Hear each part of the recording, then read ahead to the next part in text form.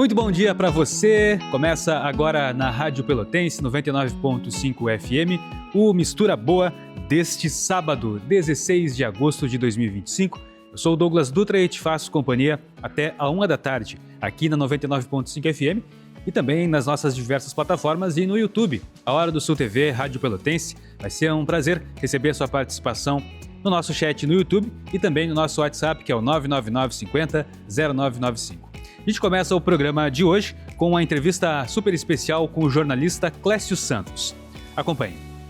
Estamos aqui com o Mistura Boa neste sábado até a 1 da tarde, nesse sábado 16 de agosto de 2025. E agora a gente recebe um convidado muito especial, um porto-alegrense, mas que tem uma alma aqui da região sul, embora esteja já há bastante tempo baseado em Brasília. Clécio Santos, há poucas semanas, recebeu a medalha Raquel de Queiroz da Academia Brasileira de Letras, que é um reconhecimento a personalidades que contribuem para a projeção da academia. Mas agora a gente vai conversar um pouco sobre a carreira dele, sobre os livros, sobre o trabalho agora com a Holding Impacto, que é a empresa dele na qual ele é CEO e sócio, uma empresa também que está tendo grande projeção a nível nacional. Mas vamos começar pela história. Bom dia, Clécio. Muito obrigado por aceitar o convite de falar com a gente aqui no Mistura Boa. É um prazer para mim te receber. Antes de a gente chegar na medalha da Academia Brasileira de Letras, conta um pouco da tua história como jornalista, teu envolvimento aqui com a Zona Sul. Bom dia, obrigado por estar aqui com a gente. Bom dia, Douglas. Bom dia aos ouvintes do programa Mistura Boa. Antes de mais nada, é um prazer muito grande estar sendo entrevistado pela Rádio Pelotense. Eu fiz jornalismo em Pelotas, tá, na Católica, e o meu primeiro estágio ali no segundo semestre foi na Rádio Pelotense. Eu fiquei muito feliz.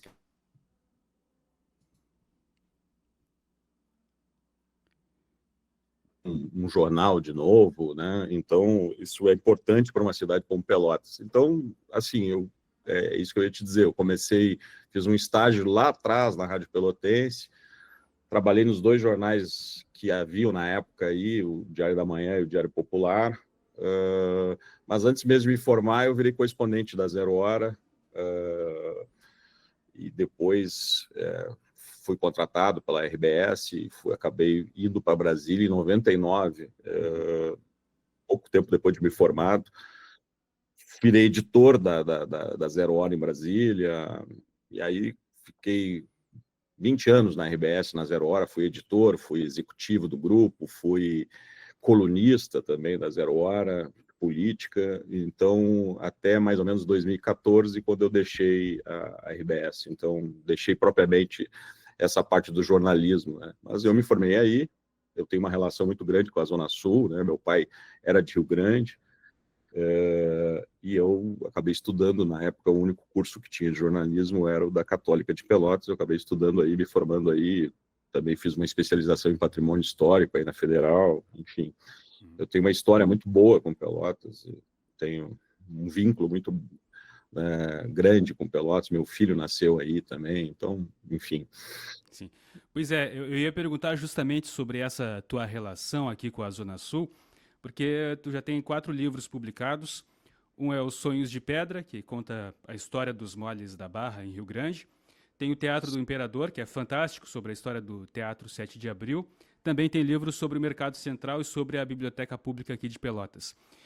Como que a literatura e os livros entraram na tua vida e como que surgiu esse interesse de, como escritor, como jornalista, registrar essa história de construções de espaços que são históricos aqui em Pelotas e também em Rio Grande? Como é que foi essa tua entrada na literatura e essa redescoberta da história desses espaços? Eu sempre gostei eu fiz essa especialização em patrimônio, né? Eu sempre achei importante a preservação do patrimônio histórico, tanto de Pelotas quanto de Rio Grande, como em geral, né? Mas também sempre gostei de história e a forma como eu não escrevo ficção, não gosto disso, mas eu gosto de contar história, né? Como bom jornalista, que sempre prefere contar boas histórias, né? Então, na época eu ainda estava na Zero Hora e o primeiro livro foi o 7 de Abril. se descobriu que... Na verdade, se descobriu não, eu sabia que não havia um livro que contasse realmente a história do teatro. E, inclusive, a ideia agora, já se passaram... O livro foi lançado em 2012, já se passaram aí mais de 10 anos, né, 15 anos praticamente desse lançamento, e eu estou preparando uma nova obra sobre o Teatro 7 de Abril, agora que eu penso que é uma obra definitiva sobre a história do teatro, porque muita coisa ficou de fora, né? Foi meu primeiro livro, eu fui descobrindo outras histórias, outros personagens que tiveram importância dentro do teatro, então eu quero fazer. Só não lancei antes porque eu estava esperando que o teatro reabrisse, né? Sim. E agora tudo indica que, né, já está a um passo de reabrir, né? Então o livro está praticamente 70%, essa nova reedição é aumentada, vai ser uma edição de luxo do livro. Assim que reabrir, eu pretendo lançar, inclusive aí dentro do Teatro 7 de Abril, a minha ideia é que seja lançado aí, enfim. Esse foi o primeiro. E sempre eu tinha uma relação de amizade muito grande com o livreiro Adão Monquelá, que tinha um sebo em Pelotas, né, onde eu comprava meus livros, e eu também sou meio colecionador de obras raras e livros de viajantes, de Simões Lopes, das primeiras edições, e ele escrevia uma Pelotas que era uma Pelotas que eu não escrevia, né, que era Pelotas, eu sempre dizia que ele escrevia sobre a senzala, e eu gostava de contar as histórias da Casa Grande, né, então eu acho que esses prédios que foram tão importantes para a cultura de Pelotas num determinado momento, o 7 de Abril, o mercado e a biblioteca, culturalmente, eram os prédios mais importantes, né? O mercado com uma programação, inclusive, cultural, mais popular, de espetáculos circenses que tinham ali, cinema de rua. Então, a ideia surgiu daí de, olha, esses 3 prédios aqui são os prédios mais emblemáticos, né, da cidade, então precisavam ter uma história registrada, né? Eu fico muito feliz com o livro da biblioteca. Foi um convite da Lisarber, é uma instituição que eu faço parte como membro da diretoria, e ela havia me convidado para escrever a história da biblioteca, e também não tinha um livro, né? Então foi muito importante para resgatar um pouco da importância da biblioteca, a Impacto hoje, que é a minha empresa, ela também faz de forma pro bono, assim como atende a Academia Brasileira de Letras, atende a Biblioteca de Pelotas, né? É responsável por toda o rebrand, todas as redes sociais da biblioteca, de uma forma pro bono. Então, isso foi um fato. Depois eu migrei para Rio Grande, que foi uma cidade onde eu, né, tive uma relação de pequeno, quando veraneava lá, em Rio Grande com meu pai, tinha uma casa no cassino, né? E aí eu saí eu fui visitar o Canal do Panamá uma época e saí da visita, e sempre como nos Estados Unidos também, sempre tem uma lojinha, né? E havia vários livros contando a história do Canal do Panamá, né? E havia uma obra aqui no sul do país, né, tão importante quanto naquela época o Canal do Panamá, que era a construção dos moles. Ela envolveu os maiores engenheiros do mundo, vieram para cá. E essa história também nunca foi contada dessa forma, porque a gente sempre tinha os Molhos da Barra como um cartão postal da praia, um passeio de vagoneta, e eu sempre digo que os Molhos da Barra ele é muito mais do que isso, né? Do que um passeio de vagoneta, embora é lindo o passeio, né? O cartão postal é lindo da praia, mas havia toda uma história, né, por trás da construção dessa obra gigantesca, que foi uma das maiores obras de construção marítima na época. Para minha surpresa, né, eu não esperava um sucesso. Esse foi o livro talvez que vendeu mais, assim, né, praticamente esgotou as 2 primeiras edições, né? Eu fiz 3 edições, né, com capas diferentes, uma mais histórica, uma mais poética e uma mais turística, né? Acho que está na 3ª e já para o finzinho dela, mas é uma obra que, sei lá, eu acho que resgatou, sei lá, o pessoal de Rio Grande se enxergou nessa obra como uma forma do orgulho de pertencer a Rio Grande. Uma das escolas lá adotou meu livro como um material didático, e eles trabalharam ao longo do ano todo, né? A professora de geografia trabalhava geografia com base na obra, matemática com base na obra. Então, assim, eu fiquei muito feliz com o resultado e com a forma como a cidade, né, se orgulhou desse livro, né? Eu estou fazendo outras coisas agora, né? Devo lançar um livro agora na Feira do Livro de Pelotas, e estou também produzindo um outro que também tem a ver com o Rio Grande. Eu vou perguntar sobre esses novos livros, mas eu vou continuar falando dos livros que já existem. Bom, o Teatro 7 de Abril está se aproximando do bicentenário. É uma coisa fantástica, assim, pensar que no coração da cidade tem Claro que o prédio passou por reformas, que o teu livro conta, mas é uma história que tem 200 anos. E assim como é o caso dos Moles, que são obras que permitem uma redescoberta da cidade desses monumentos, dá para dizer, e também trazem um pertencimento, né? Trazem um orgulho, reavivam esse orgulho, porque aqui na região, historicamente, tem uma baixa autoestima, uma dificuldade de se valorizar as coisas daqui. Os seus livros, pelo contrário, eles mostram, contam histórias que são fantásticas e das quais a gente pode se apropriar e ter orgulho também, né? Exato. Eu acho que esse é o grande mérito, né? É uma forma que também que eu encontro de agradecer. Né? Fui muito feliz, tanto em Pelotas quanto em Rio Grande. É uma forma de eu agradecer o apoio que eu sempre tive, né? Tanto na área jornalística e tudo mais, é agradecer a cidade com essas obras. Eu acho que elas resgatam, sim, a autoestima, né? O 7 de Abril, para mim, é um caso muito emblemático, porque se tu pensar que uma geração inteira ficou sem, né, quase 15 anos, né, fechado, né, não dá para pensar que uma geração inteira não teve acesso a um teatro público, né? Claro que a gente tem o Guarani, né? E muita gente até me pergunta por que eu não faço uma obra do Guarani, né? Mas é que o Teatro 7 de Abril, ele é o mais antigo do estado, né? Ele tem uma história, tem uma aura, né? Ele surgiu antes do Teatro São Pedro, né? Ele tem no meu primeiro livro, ele tem o nome de Teatro do Imperador justamente pelas visitas do imperador, né? Da Princesa Isabel dentro do teatro. Isso é uma história que, né, é gigantesca, e que bom que Pelotas conseguiu preservar seu teatro, né? Muitas cidades, né, os teatros e cinemas, né, Pelotas não conseguiu preservar seus cinemas, mas tombaram, né? E Pelotas não. Acho que o Teatro 7 de Abril tem isso, e eu acho que eu estou... Mas eu podia ter lançado antes, né? Mas aí eu não fazia muito sentido, porque quando eu lancei o Teatro do Imperador, já estava, recém tinha sido fechado, né? E aí eu disse, pô, lançar o segundo livro sobre o teatro com ele fechado não faz o menor sentido, né? Não aconteceu nada nessa história, basicamente. Né? Então, assim, eu fui reunindo outros materiais que não estão no livro, né? Que eu espero que sejam histórias tão bacanas como as primeiras que eu contei, que eu também vou trazer de volta, né? Talvez ampliada ou não. Muita coisa eu fui reunindo ao longo dessa década aí, né? Sobre o teatro. Então, acho importante isso, e mais ou menos o que aconteceu com o Rio Grande, lá com a história do Livro dos Molhos, né? Dos Sonhos de Pedra.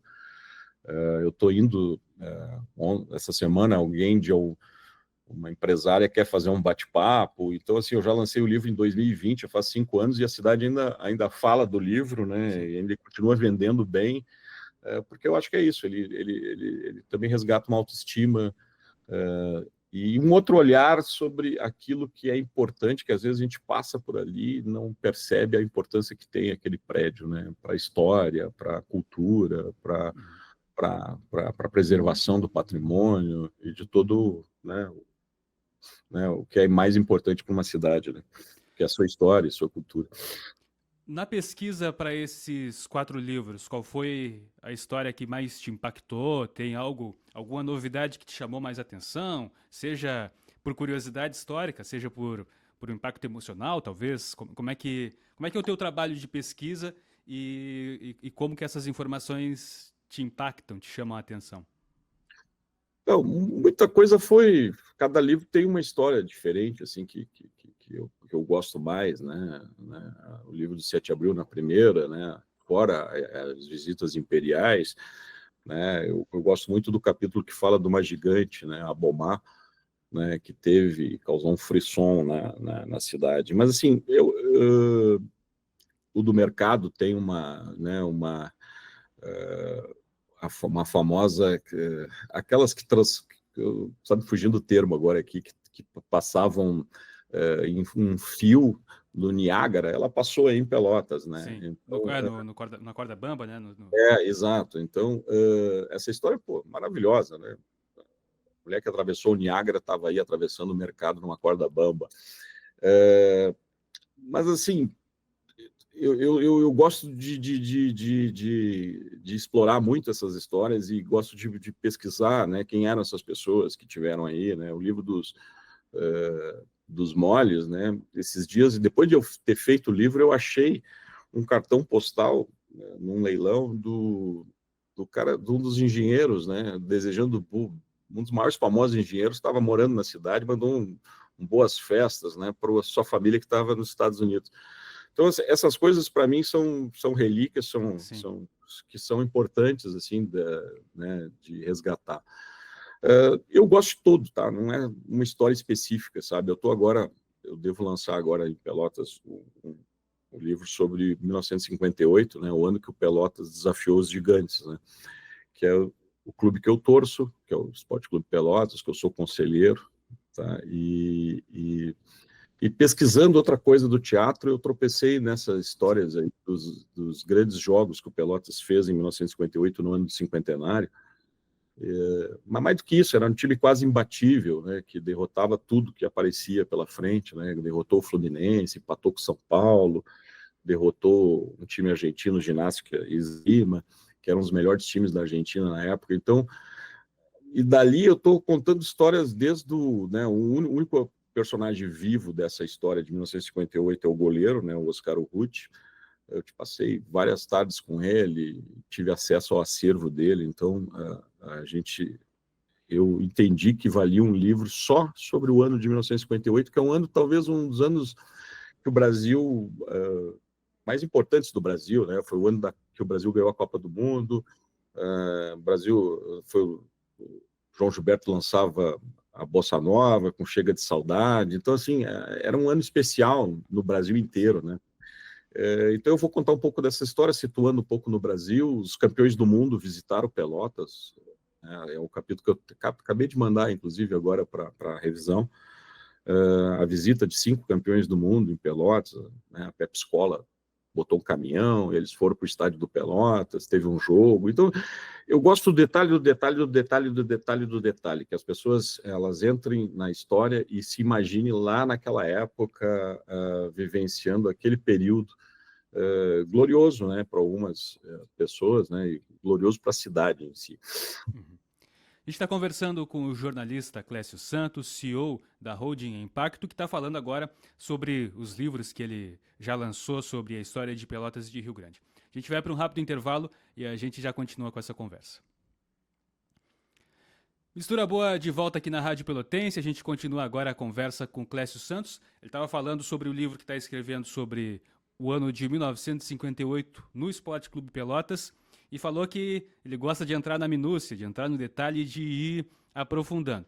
Eu imagino, eu nunca tive a sorte nem a capacidade até agora de escrever um livro que recupere a história da forma como os livros dele.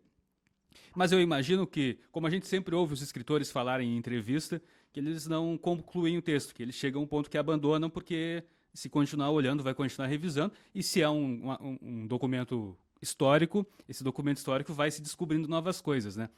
Como é que vai se chegar no ponto de conclusão desse livro sobre o Pelotas? Ele já está pronto, já está bem desenhado, ou estão surgindo novos elementos para enriquecer o livro? Você tocou num ponto. Eu sou detalhista demais, tá? É minucioso demais. Mas, assim, eu estou tentando.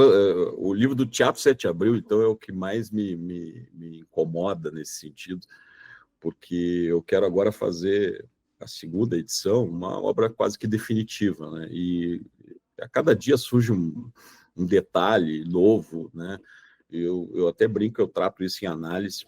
com a minha analista, por que eu preciso, e ela diz que não vai ter como, né, uma hora que tem que botar o ponto final, né, mas no caso do Pelotas de 1958, eu acho que eu consegui, né, como é um ano só, né, eu consegui me aprofundar em todas as histórias possíveis e que eu acho mais importantes daquele período, né, então a própria história do Oscar Urruti, né, do goleiro, ela é muito bonita, né, em termos de... E o fato dele estar com 91 anos, 90 para 91, faz com que isso seja importante, né, um resgate também de uma pessoa que foi importante, né. Na época, o futebol, hoje o Pelotas está na segunda divisão, né, e o Brasil também vive uma crise, né, mas naquela época era um time importantíssimo no cenário não só estadual, como nacional, né? As pessoas respeitavam. Então, eu acho que isso também serve para resgatar um pouco de mostrar que aqui havia né, em Pelotas havia um time quase imbatível, né, que duelava com os gigantes de igual para igual. Mas assim, esse do Pelotas eu até estou mais tranquilo, porque eu acho que eu consegui entrar em todas as minúcias e histórias até que não foram contadas, né? Desde o mascote que colecionava estatística dos jogos, né? Alguma coisa eu fiz ainda como jornalista 0 Hora, o Bedeu, que foi um dos grandes ídolos desse time, ele morava dentro de um banheiro do estádio, né? Então, na época teve um jogo, eu, quando correspondente da 0 Hora aí, eu fiz essa matéria na época, porque o jogo foi interditado, porque estavam incomodados com o mobiliário dele, que na verdade, era bolas usadas. Ele morava ali, né? Ele morava de favor, um cara que hoje, talvez, se jogasse futebol, estaria milionário. E terminou sua vida ali no estádio do Pelotas. Então, assim, eu fiz essa matéria. Então, foi importante eu resgatar isso, né? Eu entrevistei lá também, lá atrás, na época que eu era da 0 Hora, o Joaquinzinho, que todo mundo conta essa lenda aí, que quase foi trocado pelo Pelé, e ele era um jogador do Brasil de Pelotas, e aí ele voltou para morar em Pelotas, eu entrevistei ele para 0 Hora na época. Então, assim, muita coisa também eu tinha, né? As charges do jornal, na época, a Opinião Pública, eram feitas pelo Aldir Chilé, né, que foi o criador da camisa da seleção. Não sabia, que legal. Né, ele, nessa época, ele era o grande chargista do diário da Opinião Pública, né? Então eu consegui resgatar algumas dessas charges dos jogadores da seleção, da Copa de 58, dos jogadores de Pelotas, dos craques do São Paulo, campeão paulista, que vieram jogar em Pelotas na época. Então vai ter um capítulo também dedicado ao Chile, porque tem tudo a ver, né? Foi o ano que a primeira vez que a seleção ganha com a camisa criada por ele, né? E engraçado que ele é o cara que desenhava ali as charges, contando um pouco dessa saga do Pelotas imbatível. Então, assim, eu acho que esse eu consegui trazer à tona, vou conseguir trazer à tona tudo que foi de mais importante, curiosidades que fogem, né, a história usual. Eu não gosto, né, normalmente esses livros sobre futebol, né, eles às vezes em homenagem ao centenário, ao cinquentenário, não sei o que, vem muito foto de diretoria. Eu não quero contar isso, né? Eu quero contar a história dos jogadores, de como a cidade via isso, e, enfim. O do 7 de abril eu acho bem mais complicado, né? Porque eu estou com uma fixação de que nada pode escapar, tá? Então eu estou tentando fazer dessa obra talvez uma obra quase que definitiva, embora eu sei, né, que ela nunca vai ser, né? Porque o teatro inclusive vai se perpetuar, né? Tomara, né, que outras histórias, mas assim, vai ter várias outras histórias, né? Por exemplo, são capítulos que eu explorei muito mal, né? O balé, eu acho que eu explorei mal na primeira edição, a história do piano, que agora foi resgatado, e casualmente quem consertou é uma pessoa aqui de Brasília. Eu pude acompanhar desde a chegada do piano, que foi um piano Eisenfielder, né, que na época eu não sabia, mas a fábrica da Eisenfielder começou em Pelotas, né? O Coronel Pedro Osório foi um dos que comprou esse piano, né, incentivou o Eisenfielder a construir pianos, né? Depois ela se transferiu para Curitiba. E o meu pessoal também fez um documentário sobre essa restauração do piano desde o início, né? Então, o livro vai ter talvez algum acesso a QR Code para que tu tenha uma imagem, um documentário sobre a restauração do piano, que está aí já, né? Já chegou antes da reforma ser concluída. Então, eu estou tentando que com o do teatro nada escape, mas esse é bem mais difícil, sabe? Porque são quase, como tu falou, né? São quase 200 anos, né, de história, e 200 anos é diferente de um ano. Um ano eu consigo, né, pegar tudo com mais facilidade, embora ainda está me faltando alguns detalhezinhos, né? Eu queria trazer a estatística de todos os jogos, não faltam 2 ou 3 assim que eu não consegui saber as escalações e tal, mas eu acho que vai ser um livro bacana, né? É uma homenagem minha ao Pelotas também, então tudo que eu aprendi a gostar quando eu fui morar aí. Vai ser lançado já ainda esse ano, na Feira do Livro? É essa a O ideia? do Pelotas está com data já marcada, né, para dia 13 de novembro, na Feira do Livro. Tá? Paralelo a isso, eu estou fazendo, foi uma história que eu cobri quando jornalista, que foi a história do serial killer lá do cassino. Talvez tu tenha ouvido falar, as pessoas tenham ouvido falar, né, que nos anos... Foi no ano que eu fui transferido para Brasília, tá? Em 99, né, naquele verão, havia um serial killer que andava matando casais na Praia do Cassino, né? E essa história não me parecia legal na forma de livro, né, nem de livro-reportagem, e aí me surgiu a ideia de fazer ela como história em quadrinhos, tá? Embora seja uma linguagem que eu não domine, tá? E lá atrás eu tinha escolhido um quadrinista, e ele não... que é até de Pelotas, né? O Odir. E o Odir disse nem pensar, Clécio, né? Ele hoje faz livros de quadrinhos para a Companhia das Letras, mas ele tem horror a histórias de terror, né? Então ele fez aí Morte e Vida Severina, Dom João Baldo para a Companhia das Letras. Que é fantástico, é lindo a obra dele. Exato. E aí ele disse assim, cara, eu não lido bem com terror, mas eu vou te apresentar um cara que vai te dar um norte nesse livro. Esse projeto já tem, sei lá, 5 anos, tá? Agora que ele está nascendo e de uma forma muito bacana. E aí ele me apresentou o Lobo, que é o editor da Brasa Editora, que é uma editora de quadrinhos em Porto Alegre, muito bacana, né? Fica na Cidade Baixa, é uma das melhores editoras de quadrinho hoje, premiada e tudo mais. E o Lobo, né, a gente sempre acalentava esse projeto, né, eu comentei com ele já há uns 2 anos, e achamos aí o quadrinista que também é de Pelotas agora, o Mau Mau, que é professor da Universidade Federal, e o Mau Mau, junto comigo, está fazendo essa história, né, que vai se chamar Terror nas Dunas, né, e está bem adiantado, inclusive, né, eu estou curtindo muito essa nova linguagem de quadrinhos, a partir daquelas reportagens que eu fiz na época. Então, esse vai ser também, mas esse provavelmente vai ficar para o ano que vem. A Holding Pacto, que é o grupo de empresas que eu faço parte, né, ela está incorporando a Brasa, a editora, né, a Brasa deve fazer parte da Holding, a gente está adquirindo isso, porque a gente tem alguns projetos em quadrinhos, inclusive com a Academia Brasileira de Letras, de transformar histórias do Machado de Assis em quadrinhos.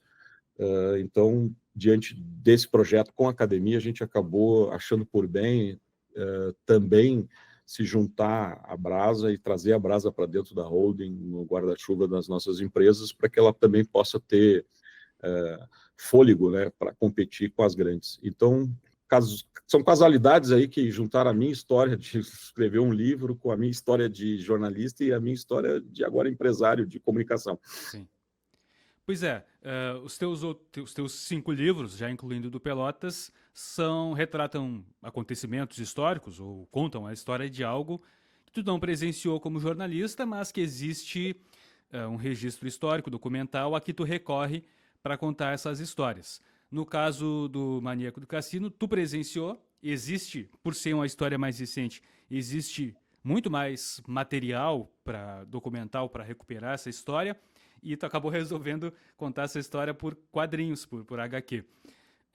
Como é que vai ser a narrativa? Vai ser um HQ documental? Vai ser ficcionalizado? Como é que... Porque é uma Não, história que marcou muito o imaginário das pessoas e que é uma história muito triste, né? Tem que ter responsabilidade para contar. É uma história muito séria.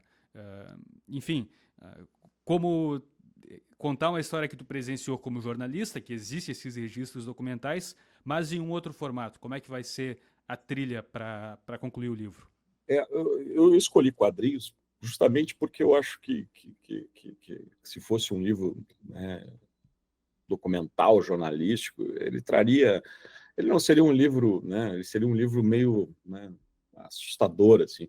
Mas na época lá eu falei com o Lobo, né, que era o editor, e o Lobo disse, olha, Clécio, tu está enganado, né? Às vezes a história em quadrinhos, ela pode transmitir muito mais pânico e terror do que uma história comum, né?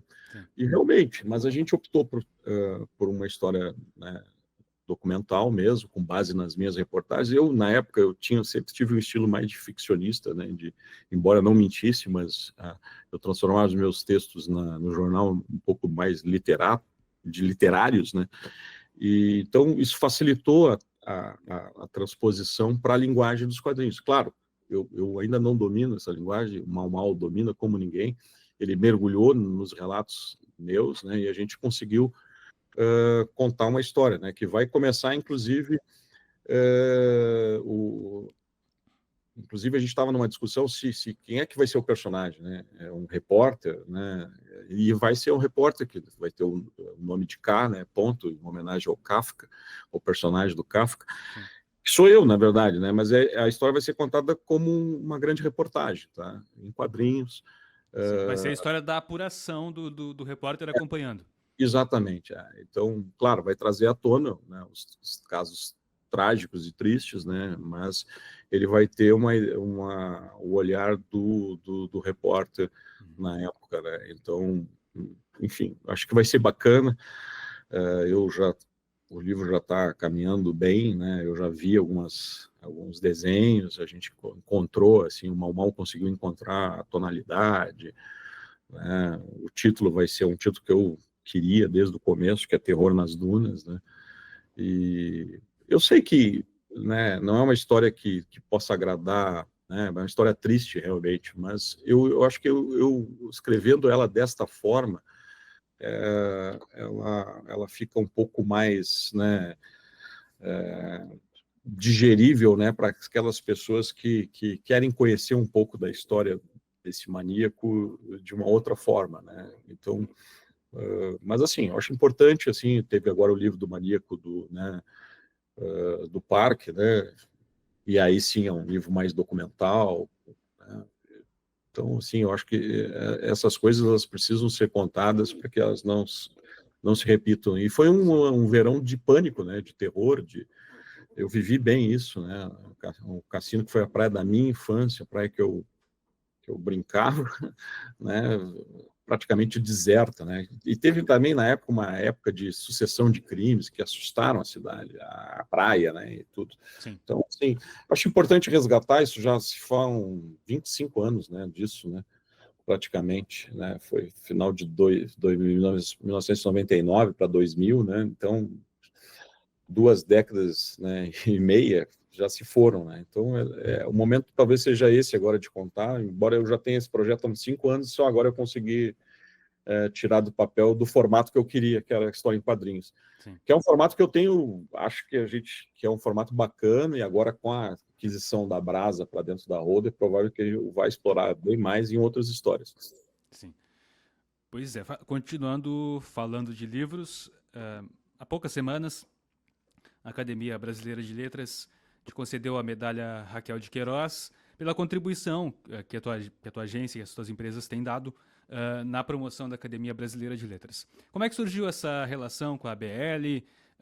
Foi vocês que procuraram? Como é que surgiu essa parceria até chegar nessa medalha, nesse reconhecimento? Primeiro que eu acho que assim, foi um reconhecimento... Foi primeiro ano da medalha, tá, da Raquel de Queiroz. Antes era a medalha Machado de Assis, né?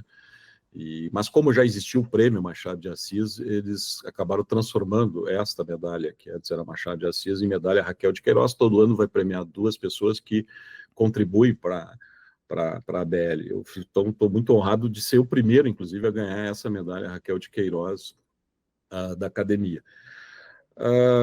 Eu comprei, na verdade, o carro-chefe das minhas empresas é a Impacto, que ela cuida de uma área digital importante, atende setor público, principalmente, governos, ministérios, algumas entidades privadas, Natura, enfim, vários clientes a gente tem.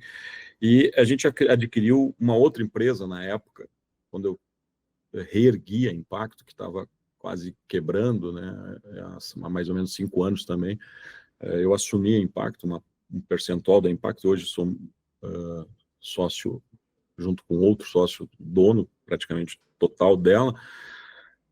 A gente reergueu a empresa para ser hoje talvez uma das maiores empresas do país, aí, terceira, talvez, em faturamento, né, agência de comunicação. E aí, nesse período, surgiu a Santa Fé, que também era uma empresa tradicional de Brasília, também cuidava de relações públicas e principalmente no setor energético. E eles chegaram perguntando se a gente havia interesse em adquirir a Santa Fé. E a Santa Fé era comandada por um jornalista antigo, foi porta-voz do Collor, e ele tinha sido chefe lá do Merval, que hoje é o presidente da Academia Brasileira de Letras, há um tempo atrás. E foi ele que disse, não, olha, Clécio, a academia está precisando de uma ajuda, né? Eles estão com uma linguagem muito antiga,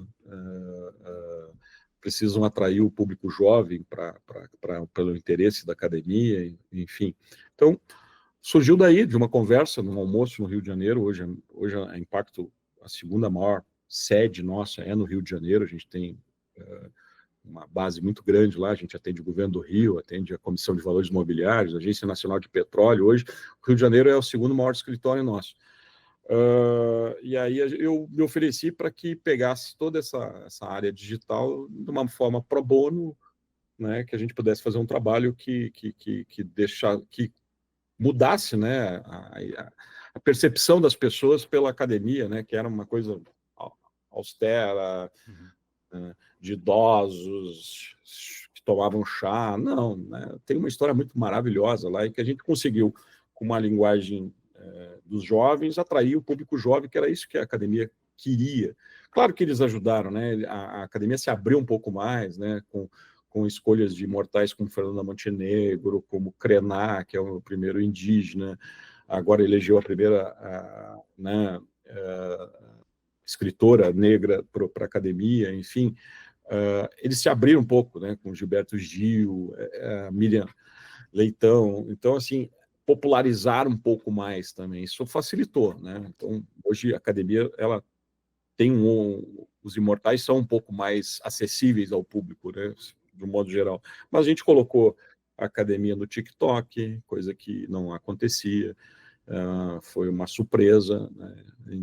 As redes hoje, elas são, né, crescem de uma forma muito orgânica, o acesso às redes Então, foi todo esse trabalho. Então, mais do que, embora eu tenha uma ligação com a literatura e por isso eu me sinto honrado pelo prêmio, né, foi muito mais pelo trabalho que a gente está fazendo, o trabalho que a gente faz de uma forma sem custo para a academia, porque eu entendo que algumas instituições, como a academia, a gente ajuda aí também a Feira do Livro de Pelotas, a gente fez o rebrand da marca, a biblioteca.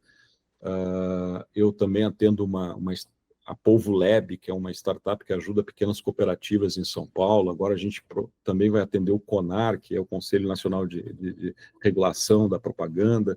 Tudo isso de uma forma gratuita, porque eu entendo que é uma forma da gente também prestar um serviço à sociedade, à academia. Então, claro que, né, o nosso trabalho também não só levou a eu ganhar uma medalha, a gente acabou realizando o evento todo do Rio Capital Mundial do Livro, graças à chancela da academia, que nos validou como empresa para organizar. Então, a Santa Fé, ela hoje é uma empresa de eventos, né, e também cuida das redes da academia, né, e promove os eventos da academia também, né, todos os eventos que a academia promove, a gente realiza.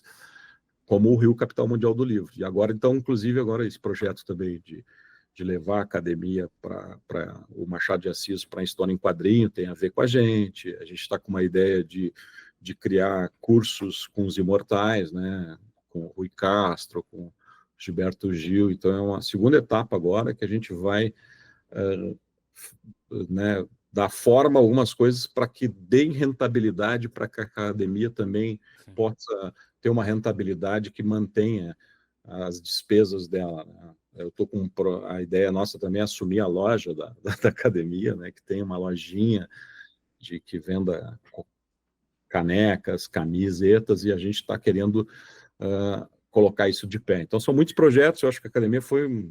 né, nunca eu entendi a academia como um custo, embora a gente, né, colocou os melhores profissionais lá para atender a academia, né? Mas eu fico honrado porque foi fruto de um trabalho de toda uma equipe, de toda uma empresa, e que a gente nunca pensou, né, em se remunerar disso, mas pelo contrário, né, a gente quis sempre tornar a academia mais próxima das pessoas. E eu acho que a gente está conseguindo, né? Esse trabalho está sendo maravilhoso.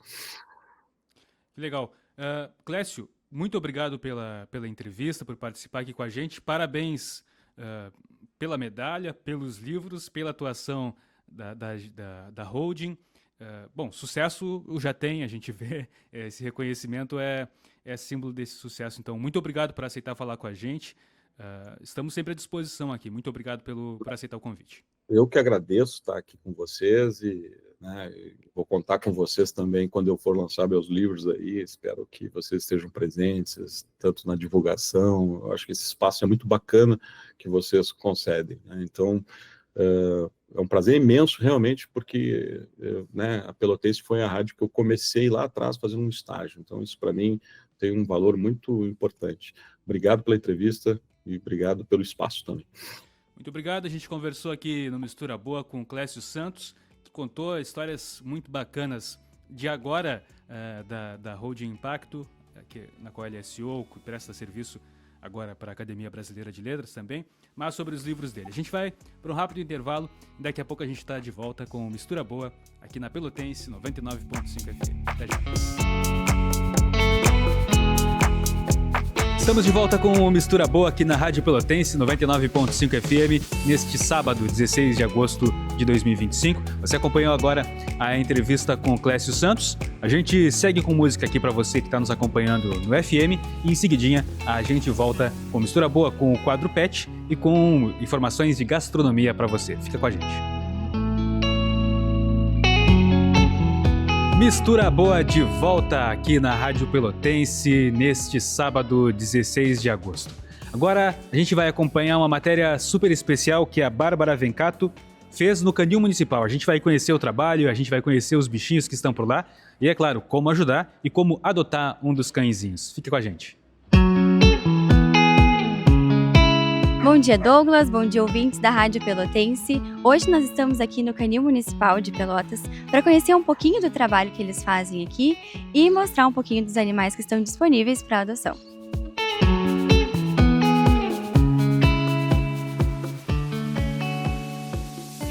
Nós estamos aqui então com o secretário de Qualidade Ambiental de Pelotas para conversar um pouquinho sobre o funcionamento do canil e conhecer melhor o trabalho deles.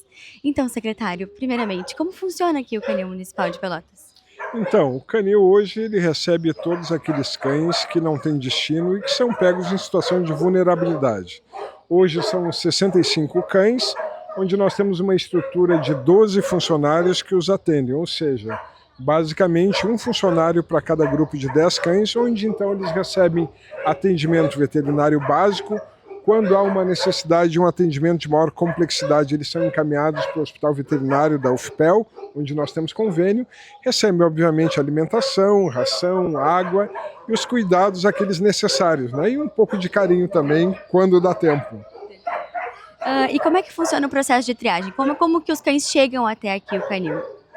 Na verdade, não é um processo de triagem, é um processo de urgência e emergência. Quando esse cão ele é abandonado e ele tem objetivamente uma situação de vulnerabilidade ou uma situação de doença aparente ou clara, eles são trazidos para cá. nós temos todo o cuidado de não retirar os cães comunitários das suas comunidades, porque eles já estão ambientados, já têm o cuidado ali com a comunidade. Mas quando eles estão ou em maus tratos, que são encaminhados pela nossa fiscalização, ou pela Patran, ou pela Polícia Civil, ou então eles apresentam alguma necessidade urgente de saúde, aí eles são trazidos para cá, aqui mesmo é feita a triagem, e quando o caso é grave, eles são então encaminhados para o Hospital Veterinário da UFPEL. E quais são os principais desafios que vocês acreditam que tem aqui no canil? Primeiro, o canil é um canil muito pequeno, não é? Hoje ele tem espaço para 45 cães e nós temos hoje 65, já tivemos 85, mas as campanhas de adoção que nós estamos desenvolvendo, elas diminuíram essa população. Nós temos mais 53 cães na APAC, que é um convênio com a mão de obra prisional, onde nós temos lá também profissionais junto com os apenados que exercitam também esses cuidados. O grande desafio hoje é termos um canil mais adequado, melhor equipado, e estamos tratando disso para daqui a mais ou menos um ano e 2 meses, nós apresentarmos para a cidade essa solução. Toda a questão que diz respeito à estrutura humana, de qualificação humana e profissional, nós resolvemos agora com os novos contratos emergenciais que passaram na Câmara há coisa de 20 dias atrás. Então hoje o grande desafio é termos um local com mais espaço para que possamos atender mais cães, porque a demanda ela é muito grande. E existe trabalho voluntário aqui no canil ou é só o pessoal mesmo contratado pela prefeitura? Não, são profissionais contratados pela prefeitura com salário, mas nós estamos desenvolvendo um grande programa de voluntariado que vamos lançar nos próximos meses, que isso também vai chegar até o bem-estar animal. E quem quiser ajudar o canil, como pode fazer? Então, eu vou deixar um telefone com vocês, pode ligar para o telefone, pode agendar uma visita para verificar tanto a adoção desses cães que nós temos aqui. Eu sempre digo, né? Esses cães eles levam amor e também recebem amor para as casas, como também algum tipo de ajuda ou mesmo se voluntariar para algum tipo de ação. Nesse momento nós estamos pensando em fazer uma grande repintura aqui dos espaços e melhorar um pouco a questão da capina e a limpeza do canil, que hoje já é uma limpeza adequada, mas sempre precisa um pouco mais de avanço, né? Nosso gargalo mais difícil aqui e o que é mais requisitado, que são os animais que eles têm históricos de violência, que sejam com animais ou com pessoas. Então nós tentamos fazer um projeto de reabilitação, eu estou começando agora, se tudo der certo, vamos fazer medicação, entrar com um treinador para a gente tentar reabilitar, porque a maior parte deles, eu tenho aqui acho que 3 animais que são muito agressivos com pessoas, que é difícil manejar, mas todos os outros, eles só não gostam de outros bichos. Eles precisam ser filhos únicos, são um pouco egoístas, né? Mas é o que a gente mais tem requisição na cidade, de cachorro. Há uma encrenca, né? Então é bem difícil. E são vagas são difíceis de serem disponibilizados, porque são animais não gratos, vamos colocar. Nós temos como exemplo aqui a Mafalda, inclusive, que está passando. Ela é um tanquezinho de guerra quando ela vê outro animal. Com pessoas, ela é um amor. Mas ela vê um cachorro e ela vai. Sim. Então é complicado. Sim. Nós temos também a separação dos animais, exceto os bravios. A gente vai fazendo uma adaptação deles, depois que eles já passam um período de quarentena. E a gente vê se eles se adaptam em alguma matilha. Tem alguns que só se adaptam em matilhas pequenas, como a Eugênio e o Kurt ali. E tem animais que vocês vão ver depois que conseguem estar numa matilha um pouco maior e são animais mais saudáveis daí, né, com a convivência. Quanto à recepção dos animais, que você havia me perguntado, se eles chegam numa situação muito grave, que às vezes vindo de maus tratos, eles vêm muito abatidos, né? Então nós encaminhamos eles para o Hospital de Clínicas Veterinário da UFPEL, onde eles fazem exame, recebem algum suporte inicial e depois eles voltam para cá. Se acontece dessa forma, eles não precisam passar por quarentena, porque a quarentena acaba sendo enquanto eles estão no HCV. Se é um animal que está um pouco mais saudável e não precisa de hospitalização, eles vêm para cá, eles ficam isolados nos isoladores durante 2 semanas, né, já recebendo tratamento para verme, para pulga, enfim, para esperar ver se não tem nenhuma doença infecto-contagiosa que seja de mais perigo, como a parvovirose. Após isso, a gente começa a soltar aos poucos, levar para passear com outros cães, para que ele crie vínculos, e nós começamos a fazer o manejo. Eles são microchipados assim que possível, castrados assim que totalmente saudáveis, e assim que eles estiverem castrados, microchipados e vacinados, eles são colocados para adoção. Perfeito. E aí tem campanha de adoção de quanto em quanto tempo, mais ou menos? Nós fazemos normalmente a cada 15 dias, mas existem situações em que acontece toda semana. No mês passado, por exemplo, nós tivemos azar, na verdade, que nós estávamos 3 finais seguidos na Fena Doce.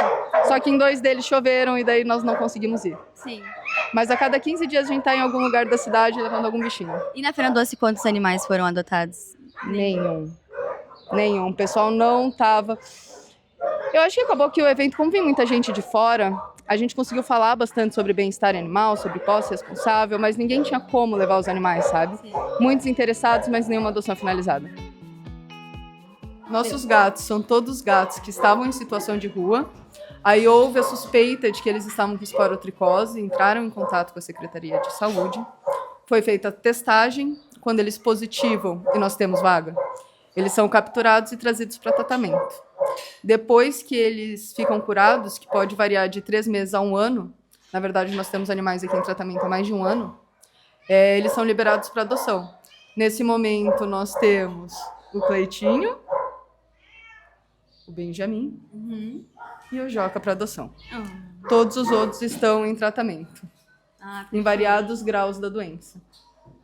É importante ressaltar que não é um programa que possa lidar, devido à restrição financeira, tá? Com gatos tutorados. Tá. Perfeito. Porém, a testagem pode ser requisitada através da Secretaria de Saúde. E aí tem que trazer o gatinho aqui? Não, eles vão lá perfeito. coletar. E, inclusive, caso haja algum caso suspeito de humano com esporotricose, eles também fazem testagem. Só que, se eu não me engano, é lá em Rio Grande, mas eles dão passagem, tem um apoio do gênero, tá? Eu vou ressaltar que esporotricose é uma doença emergente e que nós temos uma endemia aqui na cidade, tá? Então, a gente precisa ficar bem atento. E lembrar que os gatos não são vilões, tá? Eles são vítimas também. Não adianta maltratar os gatinhos doentes.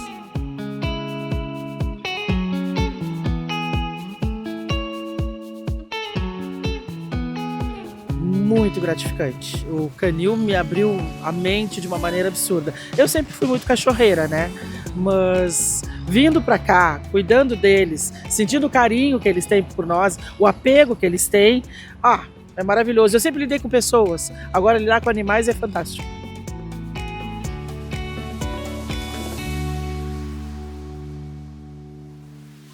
Então hoje nós conhecemos o Canil Municipal. Quem quiser adotar um amigo para a vida toda, pode entrar em contato com a Secretaria de Qualidade Ambiental, que é responsável pelo canil, pelos contatos 53 3227 5442 ou pelo WhatsApp 53 99118 3319.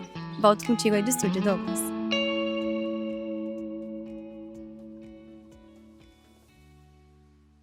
Muito bacana a matéria que a gente acompanhou agora com a Bárbara Vencato. A gente vai para um rápido intervalo e daqui a pouco a gente volta com Mistura Boa aqui na Rádio Pelotense. Mistura Boa de volta aqui na Rádio Pelotense nesse sábado e agora a gente vai com mais uma matéria com a Bárbara Vencato. Ela que foi até a Escola de Gastronomia do Senac em Pelotas para nos apresentar uma receita perfeita para esse final de semana. Acompanhe. Oi Douglas, nós já mudamos de cenário, estamos aqui no Senac para mostrar uma receita para vocês que tem a cara de Pelotas. Um pouquinho de arroz, um pouquinho de pêssego. O chefe Pedro Viana vai nos apresentar essa receita. Então nós estamos aqui na Escola do Senac de Gastronomia para fazer uma receita com o chefe Pedro Viana. Bom dia, Pedro, obrigada pela tua participação. Primeiro me conta um pouquinho como que tu entrou no ramo da gastronomia. Bom dia, eu entrei na gastronomia através dos meus pais, eles já tiveram restaurantes, então eu me criei dentro de um restaurante.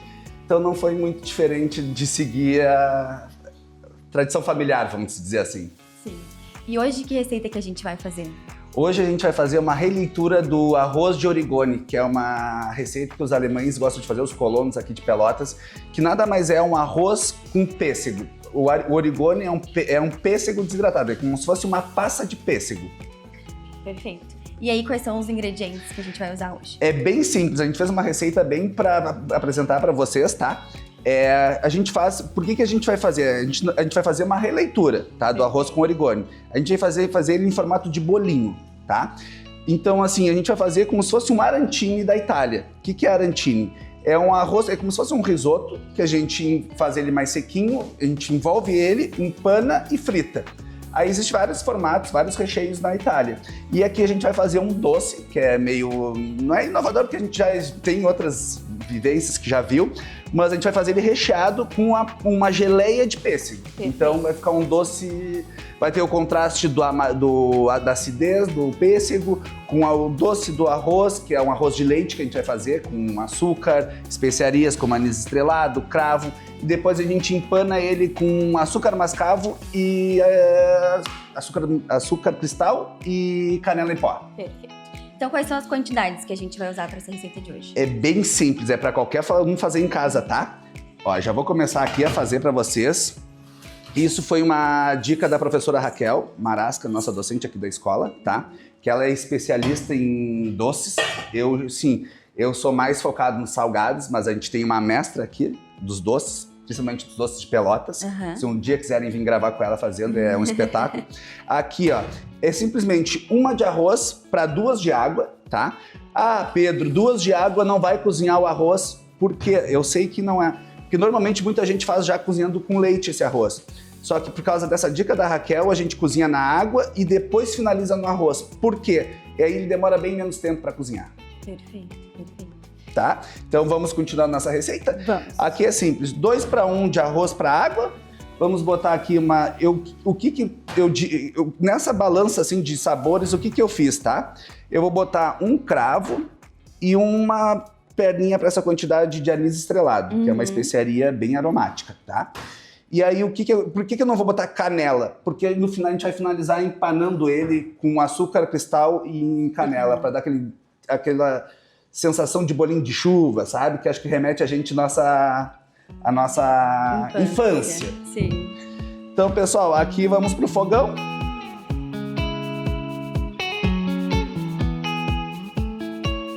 Bom, pessoal, então aqui a gente foi pro fogão, né?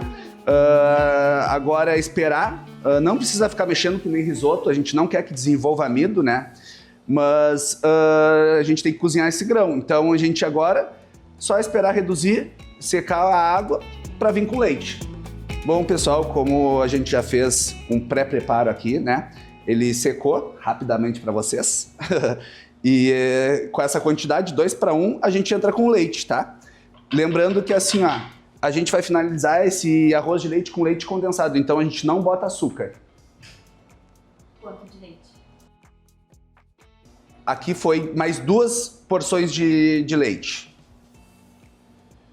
Ó.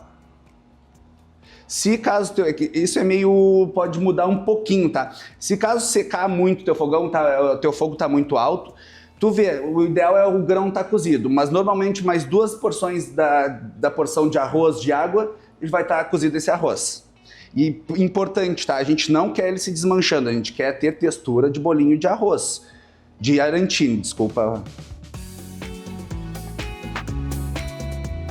Bom, pessoal, aqui vocês estão vendo, já tá secando o leite, tá? Ainda tem que secar um pouquinho mais, ele dá um pegãozinho no fundo, mas não tem problema, não chegou a queimar. E aí a gente adiciona para cada 500 gramas de arroz, 1 lata de leite condensado. Lembrando que ele não foi nada de açúcar, tá? Então, assim, o que vai dar a doçura vai ser esse leite condensado. Bom, pessoal, então aqui como vocês estão vendo, tá? Eu já adicionei o leite condensado. Ele tem que reduzir até ele ficar seco, tá? Lembrando que, assim, eu não foi nada de açúcar. Foi somente o leite condensado. Mas o importante, assim, além dele estar seco, é ver se o arroz está cozido, tá? Só secar agora. Pessoal, aqui como a gente tem todo o pré-preparo feito, tá? Ele já tá cozido e vocês podem ver, ele tá seco, já bem seco. Claro que aqui ele tá na panela, mas ele tá já meio gelado, que a gente precisa desse preparo tá gelado pra gente conseguir moldar os bolinhos e rechear eles. Bom, pessoal, para fazer o bolinho é bem simples, tá? Ele com o arroz já bem frio, ele vai, como tem açúcar do leite condensado e o amido do arroz, ele vai formar um bloquinho, ele vai ficar em formato de bolinho, bem fácil de manusear, tá? Então aqui a gente pega o bolinho com a geleia de pêssego, que até caiu um pingo ali, mas não tem problema. Que a gente vai ensinar agora na próxima receita. É uma geleia super simples de fazer, que qualquer pessoa leiga em cozinha pode fazer. Aqui a geleia de pêssego, a gente recheia, tá? E aí agora é a parte mais crítica do nosso processo, a mais difícil. Fechar esse bolinho com que o recheio fique dentro, tá? Ele não pode sair, porque como ele é mais líquido, tem mais água, se ele sair para fora, na hora do óleo ele explode e aí teu bolinho vai se desmanchar. Aí vem aqui, ó, já para empanar, a gente empana somente na farinha de trigo, a gente chama de uma empanada simples, tá? E aí é só repetir esse processo com todo o nosso arroz. Bom, pessoal, então assim, agora a gente vai fazer a nossa geleia de pêssego, tá? É importante salientar que aqui a gente está usando em compota, tá? Ela já tem açúcar, ela vem numa calda. Que nem diz a nossa prof, Raquel. Se for, dependendo da maturação do pêssego, tá? Se ele tiver mais docinho ou mais azedinho, pode fazer uma quantidade para uma. Uma de água, uma de açúcar para uma de pêssego. E aí tu faz a calda ali, né? Espera derreter o açúcar e mistura nessa fruta, que daí vai virar uma geleia no final. Vamos bater? Polpa, tá? Como a gente quer uma geleia mais azedinha, tá? A gente vai bater e ela, como ela já tem um pouco de açúcar da calda, a gente não vai adicionar açúcar, tá?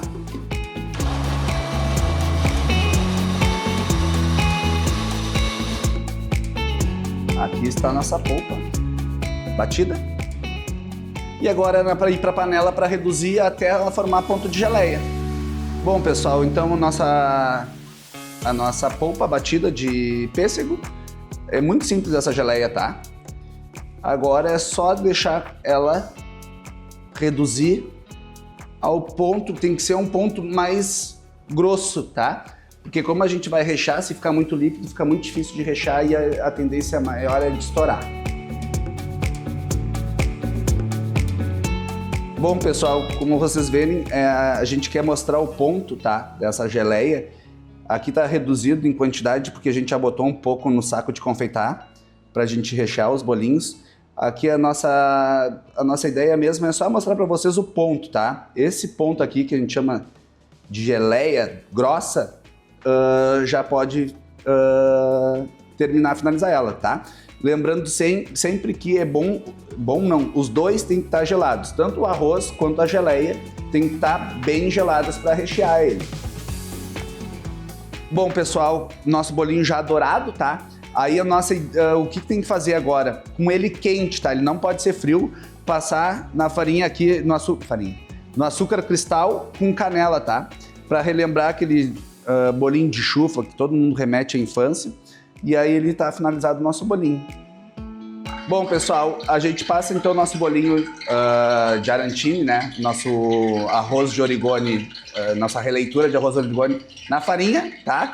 Ele não vai no ovo, não vai na farinha de rosca, só na farinha de trigo mesmo.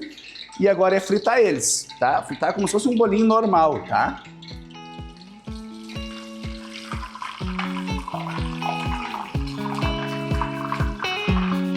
Bom, pessoal, então para finalizar o nosso bolinho de arroz de origone, nossa releitura, né? Vamos fazer uma decoração no empratado, vamos...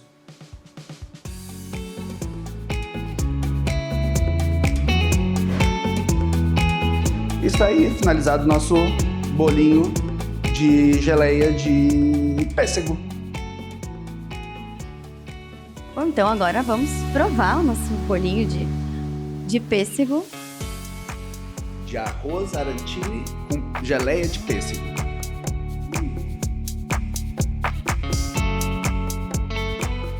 Bem cremosinho por dentro, docinho na medida certa. Na medida certa, geleia com acidez.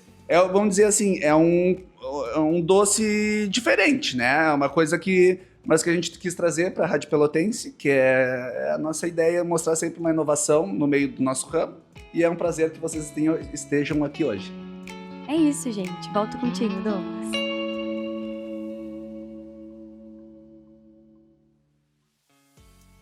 Muito obrigado, Bárbara. com certeza a receita que você nos apresentou deixou os nossos ouvintes com água na boca. Então, quem quiser aproveitar, não perder nenhum detalhe, pode voltar lá na nossa live no YouTube para recuperar a entrevista, recuperar a receita e já ficar por dentro, notar o que ficou por fora para fazer a receita já nesse sábado, quem sabe. A gente vai para um rápido intervalo e daqui a pouco a gente volta com a médica Julieta Fripp para falar de cuidados paliativos e do projeto de construção do Hospice, que é o Hospital de Cuidados Paliativos aqui em Pelotas. A gente já volta. Mistura Boa de volta na Rádio Pelotense nesse sábado 16 de agosto e a gente continua o programa com uma entrevista muito especial com a professora Julieta Fripp. Ela é médica paliativista, coordenadora da Cuidativa da UFPEL e uma liderança nacional da Frente Paliativistas. É um movimento que mobilizou a criação da Política Nacional de Cuidados Paliativos no SUS. Um trabalho fantástico, muito importante, que inclui uma nova modalidade de cuidado no Sistema Único de Saúde e que agora, aqui em Pelotas, a professora Julieta, através da Cuidativa, está trabalhando para a criação do Hospice, que é o Hospital de Cuidados Paliativos. A gente vai chegar nisso, mas antes eu vou querer que ela explique para a gente, para os nossos ouvintes, o que são os cuidados paliativos.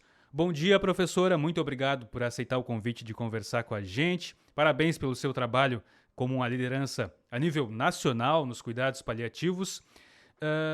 Por favor, explica para a gente o que são os cuidados paliativos especificamente para quem ainda não tem conhecimento. Então, muito boa tarde a todos que nos ouvem, né? Em especial a ti que está aqui, estamos através da telinha, né? Nos comunicando para falar de um tema que é tão importante, né? Para melhorar os cuidados em saúde e a qualidade de vida das pessoas. Então, os cuidados paliativos, na verdade, existe um conceito internacional que vem da Organização Mundial da Saúde, né? Que diz que cuidados paliativos é uma estratégia de cuidado que deve ser ofertada desde o momento do diagnóstico de uma doença ameaçadora à vida. Então, a pessoa recebe o diagnóstico de uma doença ameaçadora à vida, ela precisa receber cuidados paliativos. Por quê? Porque precisa atentar a todos os aspectos que causam sofrimento das pessoas, né, considerando a sua integralidade. Então, deve atentar aos aspectos físicos, emocionais, sociais, espirituais e cuidar da pessoa e também da sua família, incluindo a própria fase do luto. Então, veja que o conceito é bastante amplo e para a gente poder garantir o cumprimento de tudo isso que recomenda a Organização Mundial da Saúde, nós precisamos ter serviços, nós precisamos ter política pública e nós precisamos ter profissionais, né, capacitados para isso, dentro de um contexto de cuidado interprofissional e interdisciplinar. Uhum. Do ponto de vista médico, científico, é correto dizer que os cuidados paliativos chegam no momento em que a doença é terminal? Esse é um termo que é correto cientificamente? A pessoa estar em cuidados paliativos é um sinal de que, do ponto de vista médico, do ponto de vista clínico, a única coisa que existe é amenizar o sofrimento e esperar a hora da morte? Explica pra gente se há uma confusão nisso, se eu estou errado, se eu estou misturando as coisas nesse caso. Tá certo. Essa pergunta é excelente, né, para a gente poder explicar para os nossos ouvintes, né, muitos conceitos que causam uma certa confusão. Então, as pessoas em geral pensam assim que paliativo, cuidado paliativo é como se fosse uma gambiarra, tipo, vamos fazer alguma coisa ali para essa pessoa que já está em terminalidade da vida e que não tem mais nada a ser feito. Então, esses conceitos a gente já baniu, né? Não se pode pensar as pessoas que realizam os cuidados paliativos e a própria sociedade tem que se apropriar desses termos, que cuidado paliativo é só quando a pessoa está morrendo no leito de morte. Também é, mas a gente recomenda que o cuidado paliativo seja ofertado desde o momento do diagnóstico. Vou dar um exemplo, assim, para ficar mais claro, né, para as pessoas. Então, uma pessoa que recebe diagnóstico de câncer, por exemplo, uma mulher que recebe o diagnóstico hoje de câncer de mama, a expectativa é o quê? É de cura, né? Então, vai fazer o tratamento lá necessário com o oncologista, nas clínicas, para fazer cirurgia, quimioterapia, radioterapia, quando tem indicação com o objetivo da cura. Mas é uma doença ameaçadora à vida. Então, os cuidados paliativos podem estar junto nesse processo, o oncologista cuidando dela e também a equipe interdisciplinar, multidisciplinar, cuidando de todos os outros aspectos. Se ela curou, ótimo, mas muitos casos evoluem com o retorno da doença, né? E aí a gente precisa já conhecer essa pessoa para evitar que ela sofra, porque é incrível, assim, a gente sabe que no nosso Brasil desse tamanho todo, né, mais de 600 mil pessoas precisam de cuidados paliativos e a grande maioria delas está em sofrimento por dor, por falta de ar, por insegurança dos aspectos emocionais. Então, o cuidado paliativo qualifica tudo, independente se ela vai se curar ou não. Mas digamos que a pessoa, né, está internada no pronto-socorro, está lá num hospital e acaba de receber o diagnóstico de uma doença grave já em fase final de vida. Também tem que acionar os cuidados paliativos. Então, durante toda a trajetória, o cuidado paliativo tem uma grande diferença, assim, no sentido de melhorar a qualidade de vida. Uhum.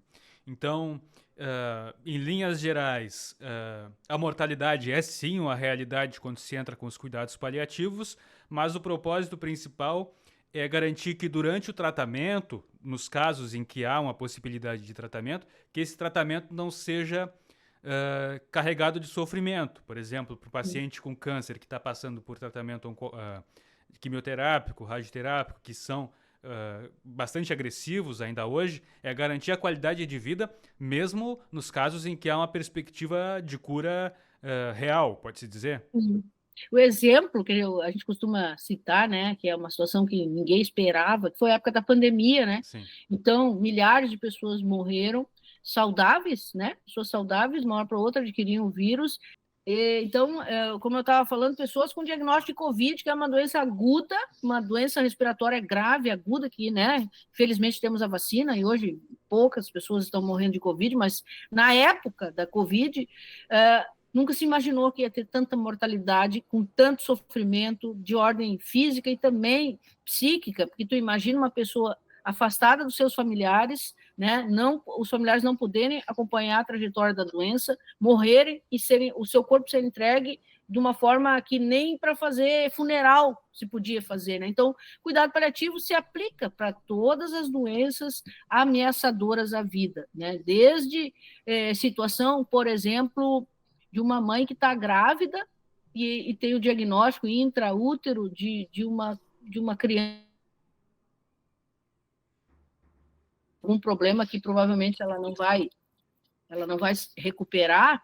Então, os cuidados paliativos entram para fazer essas abordagens, porque não é só físico e emocional, também a questão da espiritualidade, os aspectos sociais. A gente não pode pensar em fazer cuidado paliativo só com o médico, tem que ter todo um cuidado interprofissional, né? Então, esse contexto ele é fundamental. Bom, a Cuidativa aqui em Pelotas, que é vinculada à Universidade Federal de Pelotas, onde a senhora é professora da Faculdade de Medicina, tem um papel, de certa forma, pioneiro no Rio Grande do Sul e no Brasil.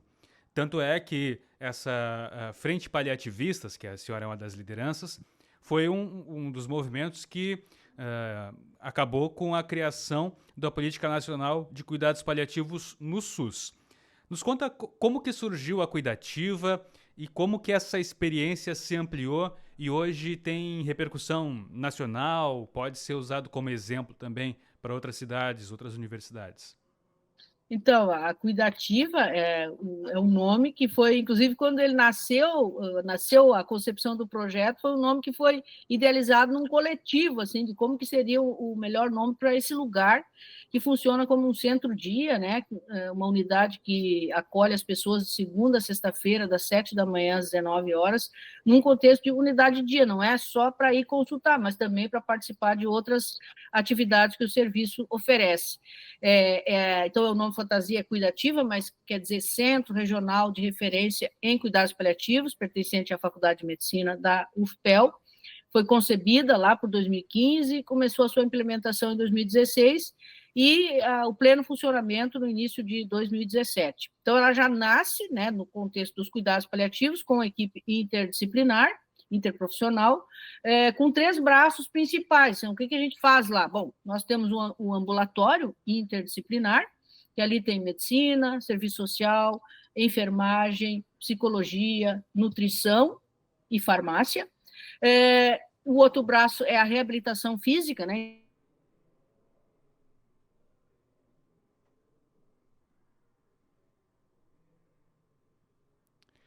outro braço integra as práticas integrativas.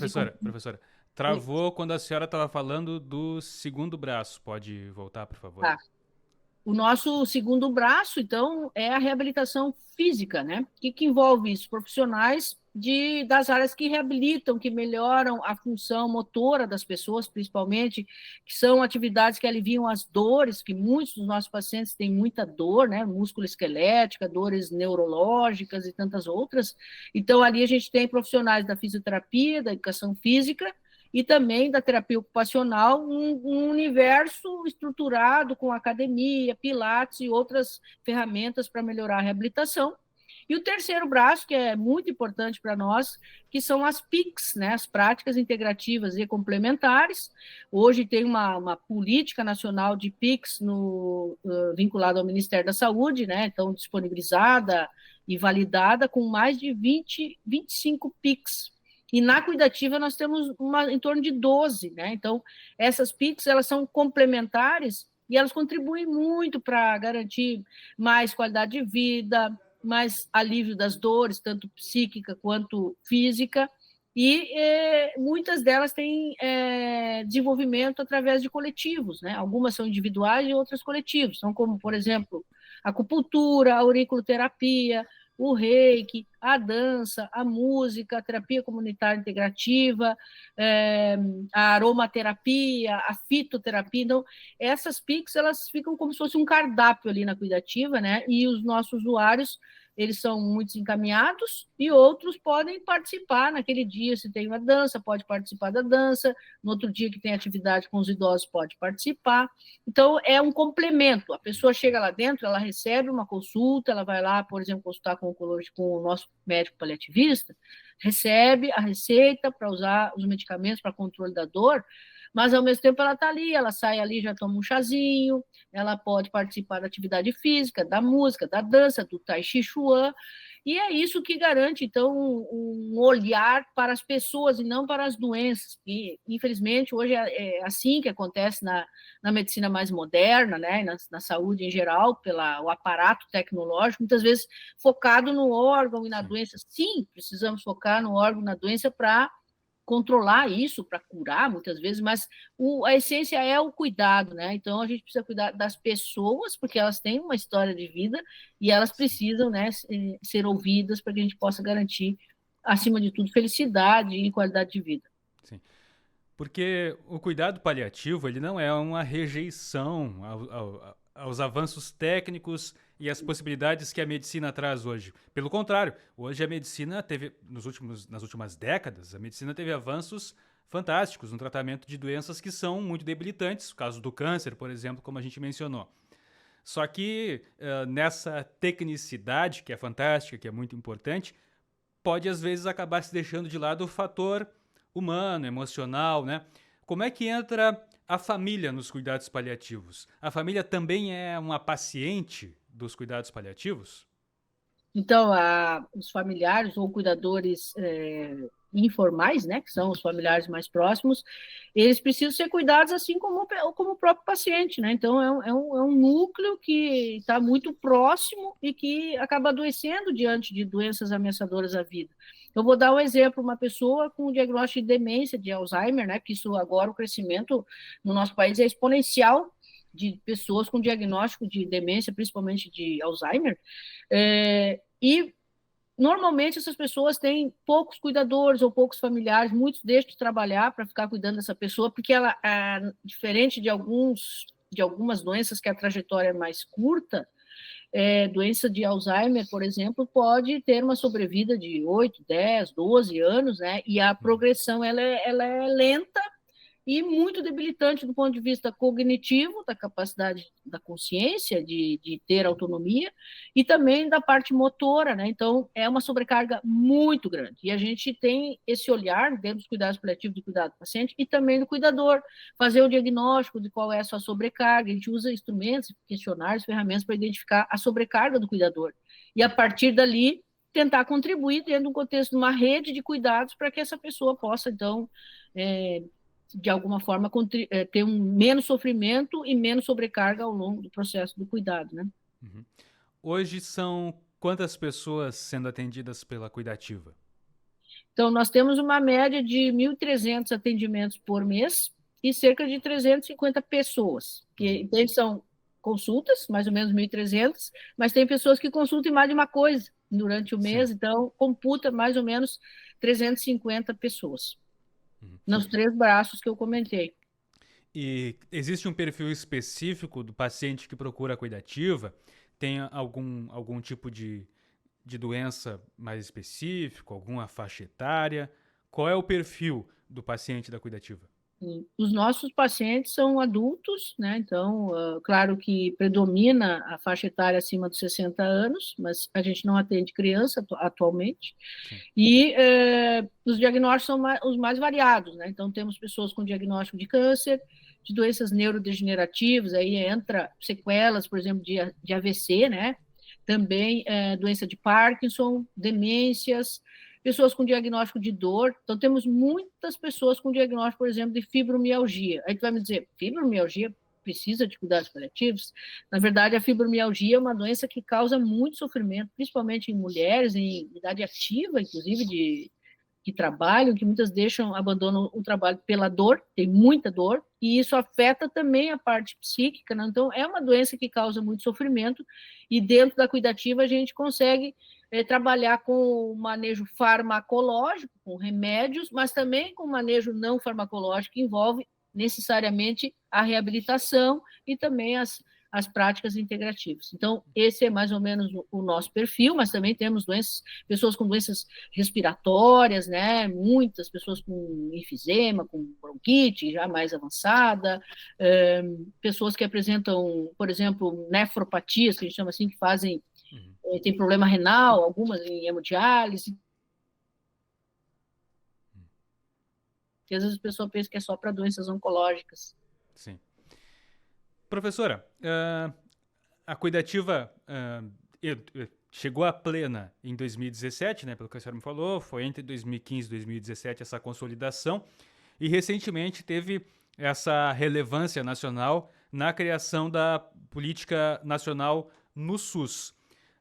O que essa política nacional prevê? Qual foi a contribuição aqui de Pelotas, da experiência de Pelotas na criação dessa política?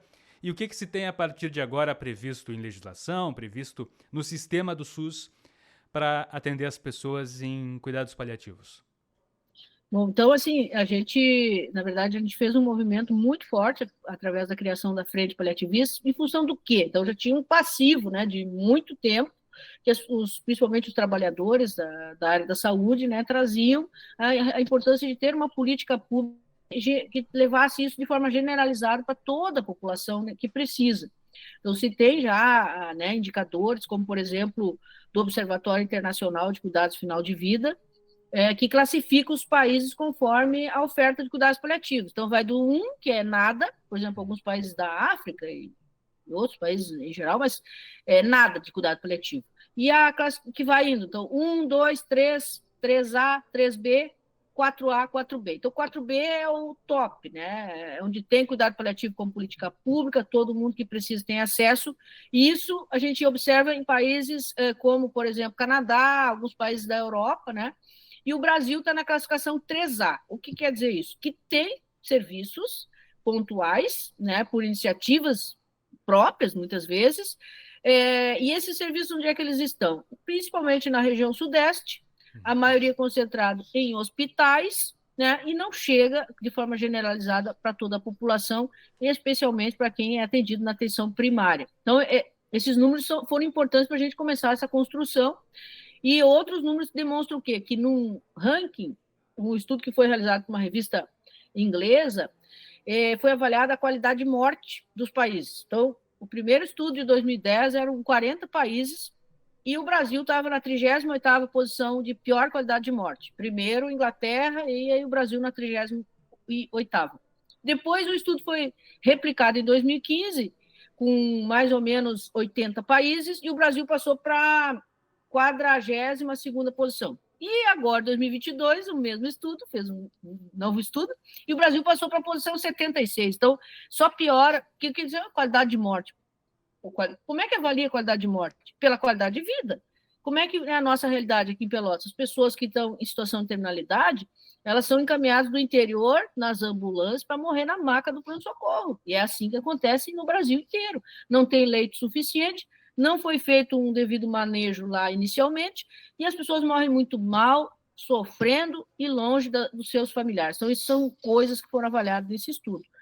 E outro fator, que no contexto da mortalidade, que a gente tem os dados do Ministério da Saúde, mais ou menos 75% das pessoas que morrem no Brasil morrem por doenças crônicas.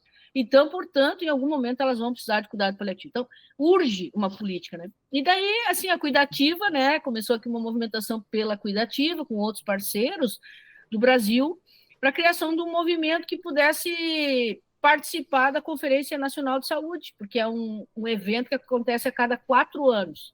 E aí, em 2023, ocorreu, né, a 17ª Conferência Nacional, e nós nos mobilizamos já no começo do ano, vamos participar dessa conferência. De que jeito nós vamos participar? De forma organizada e ordenada. Então, a gente criou um grupo de WhatsApp, daí tu imagina um grupo de WhatsApp com 1.200 pessoas, assim, organizado, né, muito organizado.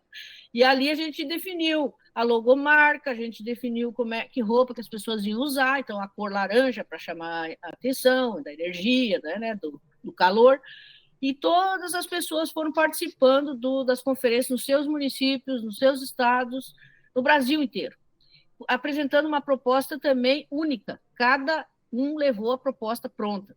Qual era a proposta? Implementar a Política Nacional de Cuidados Paliativos com garantia de financiamento, integrando a atenção primária à saúde e as redes. E nesse contexto, foi aprovando de baixo para cima, né, porque é ascendente, sim, nos municípios, nos estados, e chegou na Conferência Nacional em Brasília, em julho de 2023, e lá fizemos o mesmo movimento, nós fomos a segunda maior delegação temática lá em Brasília, participamos dos fóruns de discussão, e essa proposta foi aprovada como diretriz, que é mais potente, né, nos 4 eixos da conferência. Ao aprovar no controle social, porque a conferência é o controle social, o Conselho Nacional de Saúde mandou para o Ministério da Saúde já recomendando a implementação. Então, aquilo foi uma fortaleza do controle social. Em paralelo, surgiu ali, uma iniciativa do governo federal, o Brasil Participativo, que é uma plataforma que a pessoa pode trazer propostas e vai buscar votos, né? Então, esse movimento estava muito engajado e a gente criou, então, colocou essa proposta no Brasil Participativo e conseguimos carregar 11.400 votos. Ficamos em 4º lugar, com mais de 1.200 propostas na área da saúde, com garantia de financiamento. Então, quando foi publicada a portaria pela ministra Anísia, que era ministra em 2024, em maio de 2024, a Anísia publicou a portaria que institui os cuidados paliativos no SUS. Né? Então, com garantia de financiamento, em torno de 887 milhões de reais para a implementação disso. Então, eu vou dar uma respirada, mas eu quero seguir falando o que é a política e o que prevê. Tá certo. A gente vai para um rápido intervalo, a gente está conversando agora com a professora Julieta Fripp sobre o processo dos cuidados paliativos, a unidade cuidativa. No próximo bloco a gente vai falar sobre o Hospice, que é o Hospital de Cuidados Paliativos, e ela vai continuar essa explicação sobre a política nacional. A gente já volta.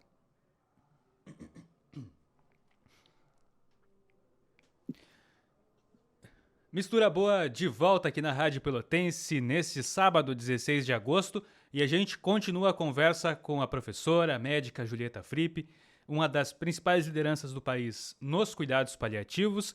Ela estava falando no bloco anterior sobre a criação da política de cuidados paliativos no SUS.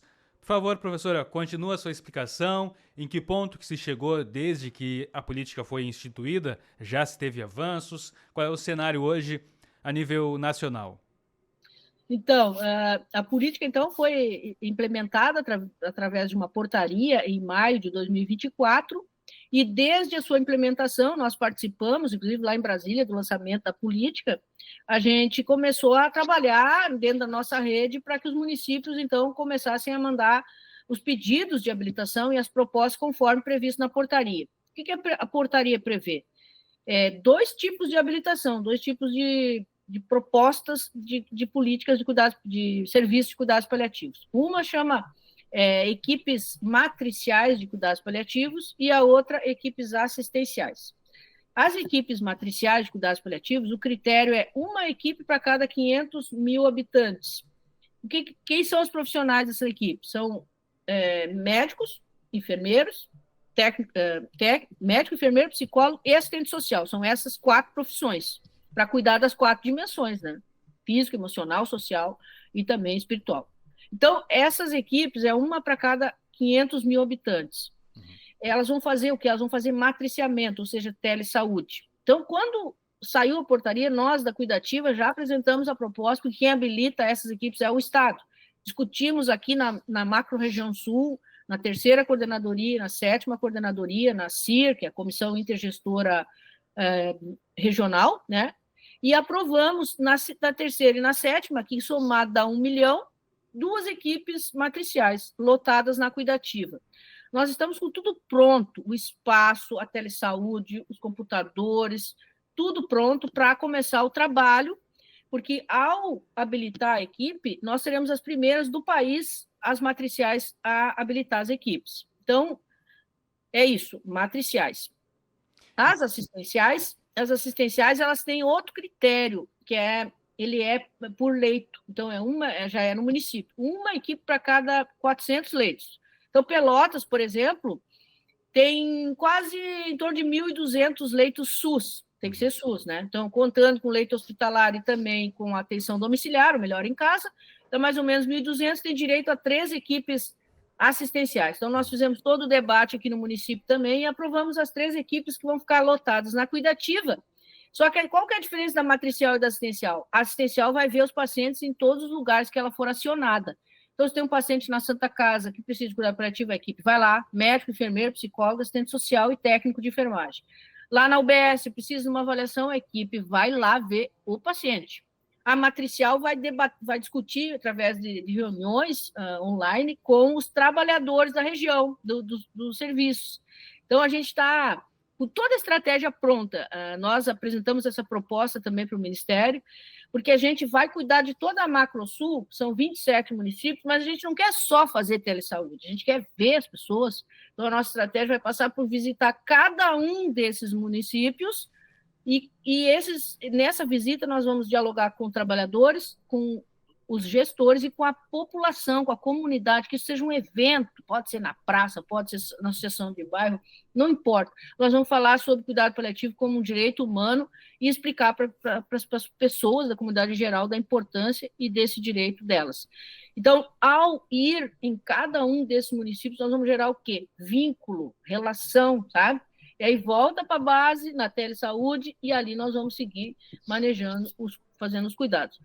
Então, eu só queria dizer, qual é o problema? Nós temos um problema bem sério, que desde que foi anunciada a política, nós estamos aguardando que o Ministério da Saúde habilite as equipes. Nós estamos com esse pedido, por exemplo, das matriciais, desde dezembro, aprovado na equipe técnica lá, mas o Ministério da Saúde não botou o dinheiro ainda. Sim. Então, nós precisamos, tem uma fila de pedidos lá do Brasil todo, né? Precisamos que o Ministério se mobilize. E, nesse contexto todo, foi criado um manifesto, né, recentemente, em São Paulo, que a gente está pedindo assinaturas da comunidade em geral para dizer ao Ministério da Saúde, que eu penso que é sensível, já que criou a política, né, que coloque o dinheiro de uma vez e que bote a política para rodar. Que é fundamental, vai ser revolucionário o cuidado com essa política. Hoje, são quantas pessoas atuando na Cuidativa? Tendo essa política assistencial e matricial em funcionamento, são quantas pessoas necessárias também? Pelotas tem pessoal qualificado para atender nessas funções? Então, dentro do contexto na Cuidativa, a gente teve muitos profissionais, mas para a política, agora, quando for habilitado, nós vamos contar com mais 4 profissionais por equipe matricial, então dá 8, né? Incluindo médico, enfermeiro, psicólogo, assistente social. E nas assistenciais, o mesmo quantitativo mais técnico de enfermagem. Então, vai ter um volume, ao habilitar todas as equipes, mais ou menos 20 pessoas, né?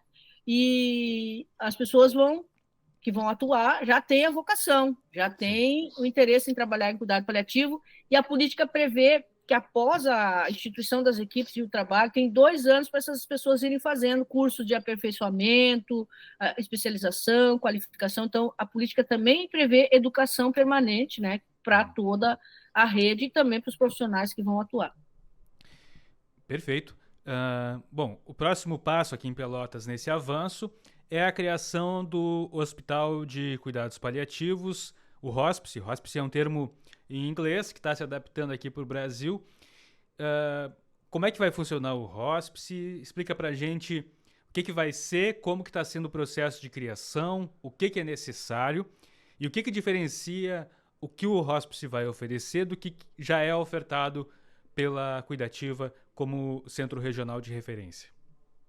Bem, então, essa pergunta é muito importante para explicar para as pessoas, né? Primeiro, o que é hospice, né? Hospice, às vezes a pessoa pensa que é hospício ou hospedaria. Não, não é hospício nem hospedaria. É um local de cuidados mais intensivos, um ambiente de internação que funciona 24 horas por dia. Então, começa aí a diferença. O hospice da Cuidativa, ele vai funcionar 24 horas por dia. Hoje, a unidade dia da Cuidativa funciona durante o dia de segunda a sexta. O hospice vai funcionar ininterrupto, né? Fim de semana, de noite, 24 horas por dia, e ali teremos 20 leitos de internação e todos os outros espaços que são da filosofia hospice, né? Então, espaços de convivência, integração com a natureza, espaço ecumênico, espaços para conversação com a família. Então, hoje no hospital é um familiar por paciente. Não pode entrar mais gente. No hospice não tem esse engessamento, não tem horário de visita, as pessoas podem se relacionar com seus pets, pode ter fotografia e algo que tem importância para essa pessoa na beira da cama. O objetivo não é ficar com ela só internada dentro de um leito fixo, mas também circular com essa pessoa para atender os seus desejos e garantir que a família possa acompanhar todo o processo até a finitude da vida. Mas não é só para morrer. Muitas vezes, não. Imagina uma pessoa que tem um diagnóstico de uma doença. Ela está tratando na Cuidativa. Ela está lá no Melhor em Casa, às vezes está lá na atenção primária. E aí ela tem uma intercorrência. Ela tem uma necessidade de fazer um procedimento, ela começou a ter falta de ar ou está com dor. Ela interna lá, acerta a medicação, faz todo o manejo, porque aí a equipe também ela é interdisciplinar, e volta para a Cuidativa ou volta para o Melhor em Casa. Então, a ideia é girar essa pessoa, e o hospice hoje não é uma política de Estado, não tem isso no SUS. O que tem no SUS? Tem UBS, tem hospital, tem o ambulatório, tem pronto-socorro, mas não tem hospice. Então, a nossa luta é para que o Ministério da Saúde crie essa estratégia de cuidado no SUS em tudo que é lugar.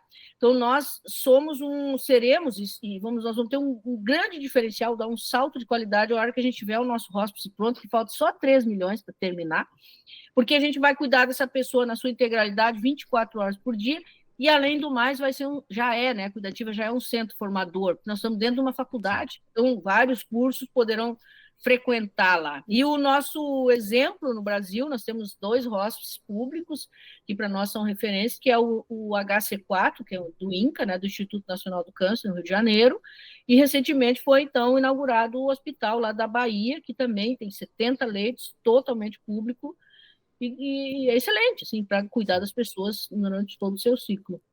Aqui vão ser quantos leitos no total? 20 leitos. 20 leitos. Como vai ser? Bom, são 4 milhões para a construção, já tem 1 milhão através de uma emenda da deputada Maria do Rosário, faltam 3 milhões. Alcançando esses 4 milhões, vai poder se fazer a obra, concluir, mas agora, com a construção do Hospital de Pronto-Socorro, aqui a gente tem acompanhado mais e tem um pouco mais de noção dos custos, que construir é mais fácil do que é manter. Como é que vai ser a sustentação do hospice, as origens de recursos para garantir a permanência do serviço? Então, nós temos já isso idealizado, né? Porque não adianta tu ter uma estrutura e depois tu não conseguir o recurso de custeio, né? Então, a Cuidativa já tem essa vocação de autossustentabilidade, de quase que se sustentar no contexto de sustentabilidade, né? E nós seguiremos o mesmo modelo lá no hospice, porque o que acontece? É uma estrutura que vai ser pública, que vai ofertar leitos para o SUS, e a gente vai buscar a contratualização com o município. Já temos até um documento da Secretaria de Saúde dizendo que tem interesse nesses leitos, e até que o Ministério resolva criar a hospice como uma coisa que faz parte do SUS, assim como os hospitais e outras estruturas, nós iremos habilitar como cuidados prolongados, que hoje tem uma portaria no Ministério da Saúde que paga, o pagamento é por dia, por leito. E aí, nesse contexto, isso vai garantir aí a sustentabilidade nesse local que fica atrás da cuidativa. Então, é um complexo ali, né? Sim. Para se ter noção da importância, né? O que a senhora acabou de explicar. No Brasil, hoje, só existem dois hospitais de cuidados paliativos públicos. Aqui vai ser o terceiro, a gente espera que o quanto antes, e é tão novidade, é algo tão pioneiro, que no SUS ainda nem existe um recurso específico para isso, né? Isso aí. Então a gente busca outras possibilidades e os cuidados prolongados para nós é o caminho. A gente já está em diálogo com o Ministério da Saúde, porque ao terminar a obra, a gente precisa botar a rodar os leitos imediatamente. Sim. Bom, hoje com a cuidativa já são cerca de 350 pessoas atendidas por mês, o que dá mais de 1.000 atendimentos para essas pessoas. Com o hospice, vai ser possível ampliar para quanto esse atendimento? E hoje se tem um panorama do quanto é necessário de cuidados paliativos em Pelotas e na região para atender toda a população que teria direito, que tem a necessidade de cuidados paliativos. Essa estrutura vai ser o suficiente ou é só um ponto de partida? Fundamental, é claro. Então, na verdade, a demanda é enorme, né? É enorme. E o que a gente quer atalhar? Não é possível que a gente ache normal as pessoas sofrendo e morrendo em maca de pronto-socorro. Não tem ocupação suficiente, os municípios não conseguem cuidar dessas pessoas lá no seu município, por isso que a gente vai trabalhar na política para ajudar o pessoal lá no interior. E o pior lugar que se tem para se morrer é num pronto-socorro. Né? Então, no contexto, não que o pronto-socorro não dá conta, é que é muito volume de atendimentos e os profissionais eles dão conta dentro das suas condições, mas muitas vezes não tem espaço para tudo, né? Então, qual que é o objetivo? É que essas pessoas sejam encaminhadas para estruturas como o nosso hospice, mas ele não vai ser suficiente, óbvio, porque a gente calcula que uma média, né? Isso tudo tem média, né? Porque como nós temos uma rede, estabiliza e volta para atenção domiciliar ou para cuidativa, e muitos vão morrer, obviamente, falecer no hospice. Então a gente está pensando que cada leito vai multiplicar por 13, em média, né? Então, de 60 a 80 pessoas por mês, mas a demanda é maior. Mas não importa, esse quantitativo de leitos e o serviço como vai rodar vai mostrar da importância, e é assim que nascem as boas práticas no SUS, foi assim que nasceu a atenção domiciliar. A gente tinha, por exemplo, a experiência do PID, que começou em 2005, e que foi daqui que nasceu também, né, com outras experiências, a Política Nacional de Atenção Domiciliar, que virou Melhor em Casa. Então, é isso, alguém tem que dar o pontapé e fazer a coisa rodar, né? E mostrar que é possível fazer, né? Mostrar que é possível. Isso aí. Professora, hoje tem uma perspectiva de quando vai poder se tirar do papel o hospice? Faltam esses 3 milhões? Existe uma perspectiva de conseguir mais recursos através de emendas também, mas qual é a perspectiva real? Tendo esses 4 milhões na conta, quanto tempo deve demorar a obra? O que envolve nesse contexto de planejamento? Então, como eu já disse, né, boa parte do prédio já tá pronto, né, mais ou menos 80%. Né? Então, o que falta são os acabamentos, a parte de rede de esgoto para todos os andares, terminar elétrica em todos os andares. Tem um andar que já tem elétrica, então a gente já vai começar a usar um dos andares para atendimentos ambulatoriais, mas digamos que o dinheiro entrou hoje na conta, digamos, idealmente, tomara, né? a gente acredita que já em 2026 vai botar para rodar. É importante tu ter falado sobre essa questão do recurso, porque nós estamos buscando formas de captar recursos de toda espécie, né? Então, conseguimos essa emenda da deputada Maria do Rosário de 1 milhão e foi criada uma conta na Fundação de Apoio Delfim da Silveira, Mendes da Silveira, que é vinculada à universidade. Então, ali tem uma conta, que é um fundo patrimonial, que pode receber doações. Então, uma pessoa física quer doar, pode doar. Uma empresa, um empresário quer doar, pode doar, né, do seu capital ou através de imposto de renda. Então, é possível captar. Inclusive, a gente está organizando aí uma agenda, amanhã vai acontecer essa agenda com alguns empresários da cidade, para mostrar, né, a possibilidade deles terem algum benefício fiscal, né, inclusive de compromisso social, ao doarem para o nosso hospice, porque 3 milhões é muito pouco diante do impacto que isso vai ter para a sociedade. Né? Quem quiser fazer doação, quem acompanhou agora achou interessante, porque é um projeto, é uma iniciativa fantástica e que, bom, é bom para a sociedade que a gente possa contar, né, com a Cuidativa e com o hospice no futuro, a gente espera o quanto antes.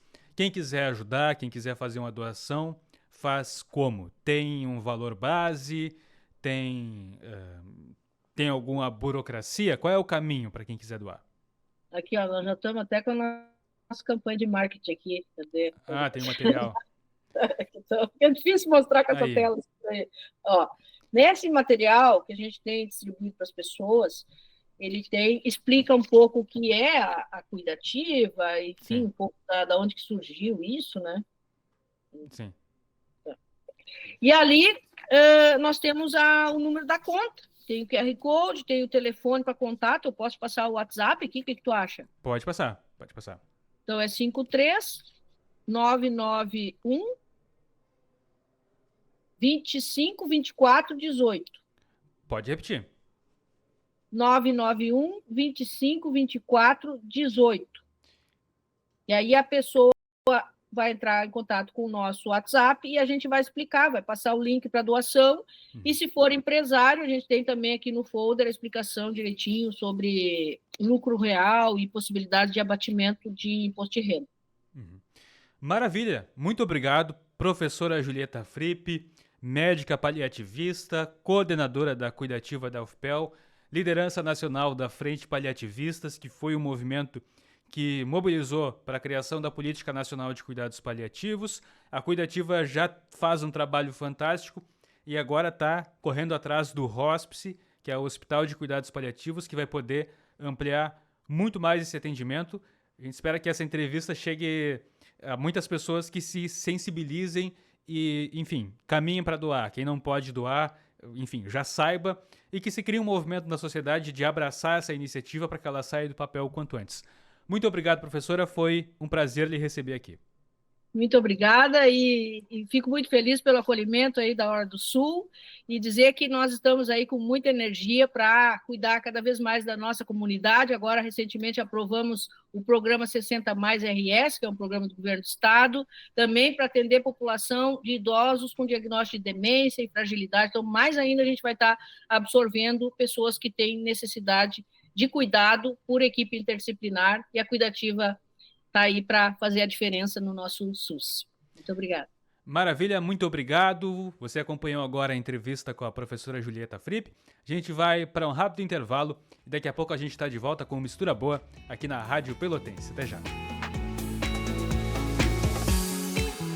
O Mistura Boa deste sábado, 16 de agosto de 2025, vai ficando por aqui.